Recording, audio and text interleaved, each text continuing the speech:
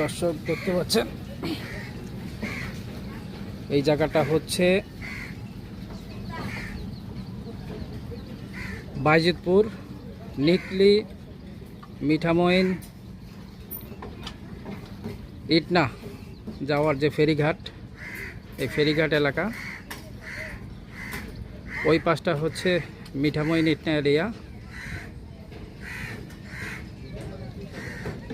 মেঘালয় থেকে বিভিন্ন ঝর্ণার মাধ্যমে জলরাশি সৃষ্টি হয়ে